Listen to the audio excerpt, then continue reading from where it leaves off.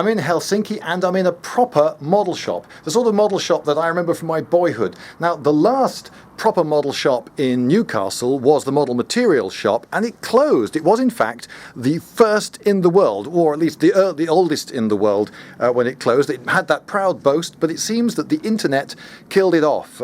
Some people blame computer games, some people blame laziness of the modern child who doesn't want to have to build anything from scratch or even from a kit. No, what he wants to do is he just wants to point his hand at a box like this, pick it up, and then, oh look, it's an entire model, but all you have to do is take it out of the box. Well, where's the fun in that? That's not model making, that's just taking a toy out of a box.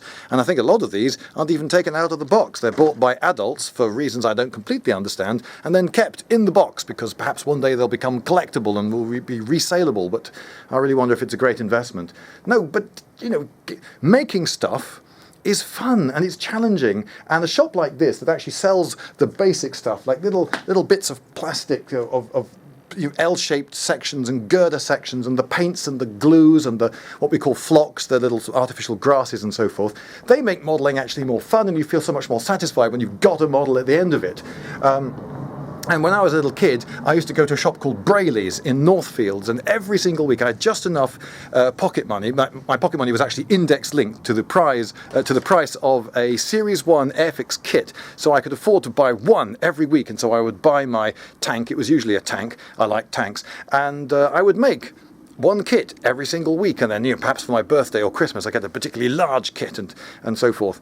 And it was very satisfying, and I got better at it. And then, of course, I would play war games and so forth with the tanks, and I'd have to work out how to store them and catalogue them and so forth. It became a whole hobby in itself.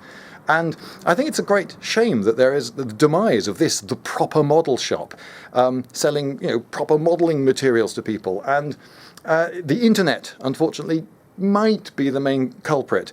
Some people say it's computer games, that kids these days just want to sit and twiddle their thumbs in front of a screen, and if they want a model of a tank, they could get a virtual model of a tank online and even pay money for it in things like World of Tanks. But there's no substitute for the actual physical thing in your hand. Wargaming is still very popular, and if you look at wargaming magazines, they're filled with inspirational pictures of fabulous wargaming tables with beautifully painted models all over them. And a lot of people get into wargaming because they see one of those tables and think, oh wow, that's a magnificent wargaming army, I want one of those. And there's a satisfaction in physically moving an actual thing that's on a table that's got weight to it. That's part of the appeal of lead figures, I think, because they're actually quite substantial. And when you've got a big lead model of a tank, that's a big weight. So when you move your panzer forward, you feel they're really moving a big menacing thing, and not just some virtual thing on a computer screen or a little bit of plastic ready-made. So I don't know what's going to happen. People are still going to be interested in model making, and I don't think the hobby is going to die off. But at the moment, it seems to be in a bit of a state of crisis. So young folk out there, I say give it a try. Glue something together and paint it. You never know, you might like it. Hearing my piece to camera, the shop proprietor brought out something that cannot be made by hand.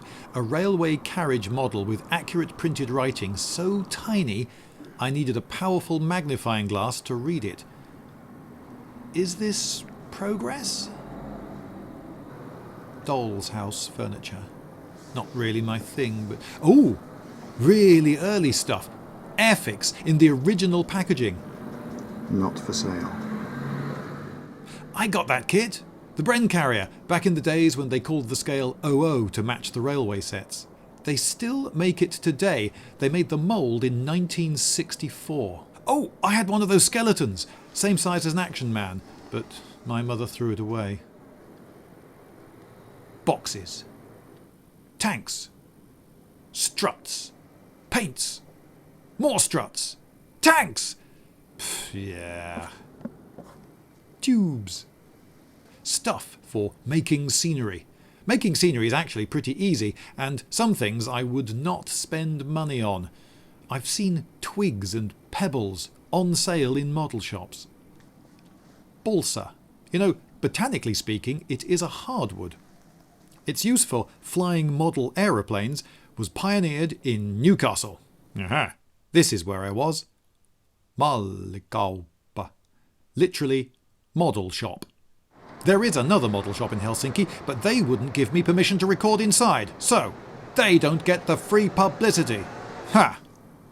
So I wonder how many model railway layouts there are in the world set on a perfectly flat plain except for a very steep mountain which for some reason has to be tunnelled through. There's just no way around that mountain. We're going to have to bore through it.